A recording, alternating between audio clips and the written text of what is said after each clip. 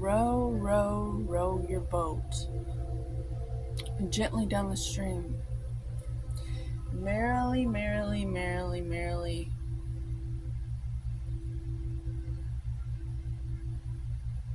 American. American. Uh, we're supposed to be merry, like joyful. And then we can. There's this movie called Once Upon a Time in Mexico. Are you an American? Or no, are you a Mexican or a Mexicant? Well, here in America, we are all walking around pretending to be merry because there's this like underlying thing. Are you happy or are you not? And I think that needs to be addressed today because it's leading to the dark side of Crow because people are like trying to be happy all the time. And all the wisest ancient traditions know that there's these practices that they do to achieve these energy states, these emotional states. Cooking up ease. Cookies. You gotta cook up some ease. And there's these practices, these spiritual practices that have been known about for centuries all over the world. And one of the common denominators is movement. It changes no matter where you go, or in some parts of the world it's qigong and tai chi. Other parts of the world it's yoga, and it's just pranic breathing. It's just the movement of energy, just moving the energy around. Well, in America, what I've seen is a whole bunch of people moving around trying to buy happy with money.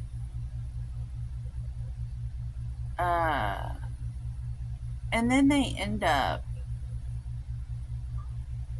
slouching in their cars with muscle imbalances, in chronic pain, and they are vicious beasts under the hood because they hate anyone who is wealthy in what they did not allow themselves to have. They put themselves last to get in that car every day and go down the freeway to make money when you just went to the gym to make mood energy, and they're pissed off at you because you're in good condition and they feel stupid. They feel cheated. And so there's this thing called wealth shaming, which is why the wealthiest families in the world remain hidden, and like they've known for quite some time that people don't, or they just, it's not fair. So they come after the ones who are wealthy. Well, if you have decided to drive your paid for car and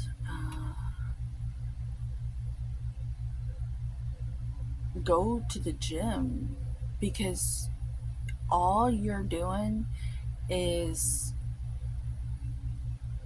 breaking free of certain inheritances of behavioral patterns, the real work.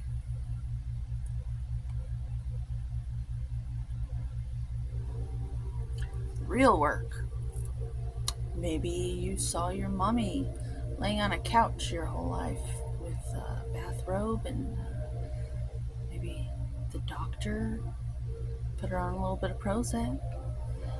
Maybe your aunt collects a check every month because she was so depressed she couldn't work, and her daddy made her get on disability so he wouldn't have to be the one paying her bills.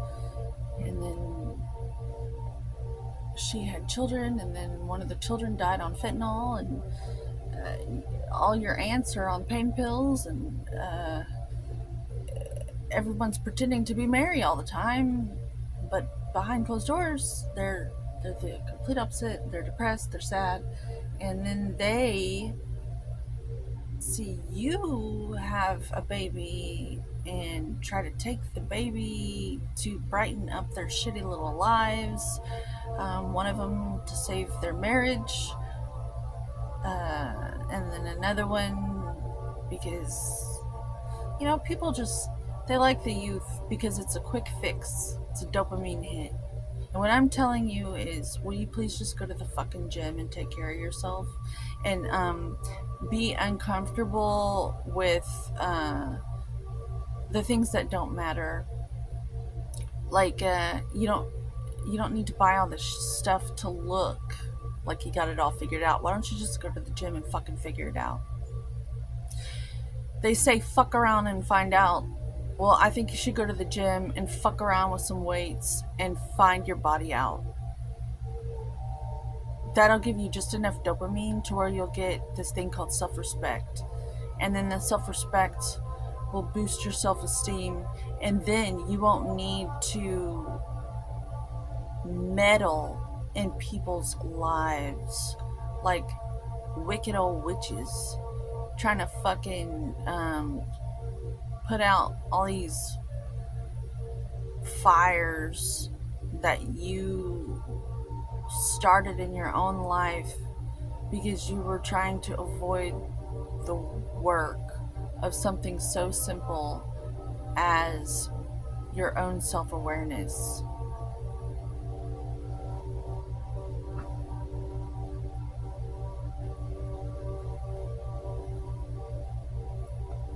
Now, it isn't easy. They're not going to understand. They're going to think you're crazy. But the secret is to be just crazy enough to where you escape the pitfalls that you see everyone around you stuck in. You're crazy enough to look a little odd because you believe in this wisdom, and you're one of the rare ones that's willing to be that weird one who's actually gonna get it right, because you're willing to stand out. Crows stand out because they're black, and I love how they strut around. If you've ever seen a family of crows, they're really intimidating birds. The way they walk, they kind of like stalk a little bit, I've noticed, and I just love them. And they have a tremendous amount of wisdom because they're adaptable, they're omnivores, and they take opportunities, they seize opportunities, and they're very adaptable, and that is why they're considered so intelligent. And that is what I'm being guided to speak on this card. It's your circumstances are to be used like Texas Hold'em, like poker, and they're your cards. And your circumstances, you can either fold like a little bitch, or you can keep playing, and you can maybe get a few, you can trade in a few cards and get some new ones. And then most people are folding, and literally folding in their cars down the freeway, because they believe that they have to pay all this money for happiness, and it isn't free at all. They're giving up so much by living that way. And if we could just row our boats gently down the stream with our circumstances, use what we got. What do we have? And instead of trying to go make money to be happy later, why don't we go with what we have and see what is birthed out of us, making moon energy, mood energy within our bodies, and then inspiring those around us to take care of their bodies. And then what will happen? Well, I don't know. What will happen from that? I know there will be less people in this world trying to sabotage other people, because they will be self-involved in their own self in a way that's beautiful and of God. And there will be less meddling around and blaming and shaming, because you don't need to do that when you're feeding yourself attention. And so today, Crow wants us to know to just row your boat gently down the stream. Merrily, merrily, merrily is what we're supposed to see in this stream of consciousness in this country, to be around as like family and to put out there.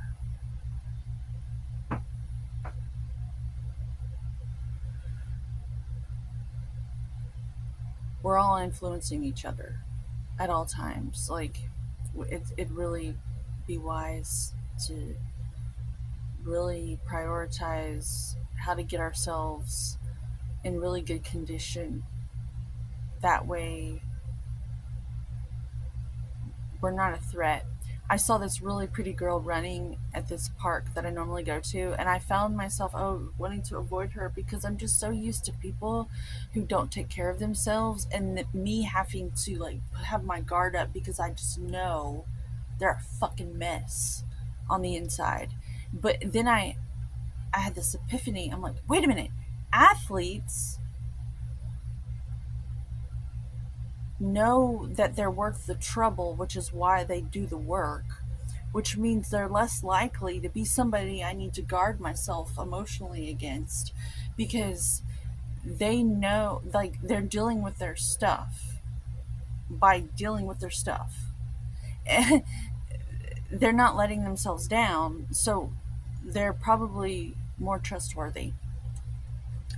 And so that's a good reminder, because a lot of times we're around people who might be, we're so used to keeping our guard up, because emotionally they're a fucking mess, because inside they're not giving themselves the attention. Their needs are not being met by themselves. And so they're like, the more they lean on each other, you know? Uh, and I'm thinking that we're gonna have to stop doing that so much. We need to lean on ourselves as much as possible, um, like Sparta would. Like, you want to talk about team? Those guys had it right. They were the best they could be, but and then you put them together. What a team! You know, it's not. Oh, I don't know. And then, oh, I don't know. Yeah, I couldn't. And then that's how we all relate. Ew, a whole bunch of marshmallows hanging out. No. Uh, be that strong athlete, and we could still be a team. But harden up in isolation so you can be a better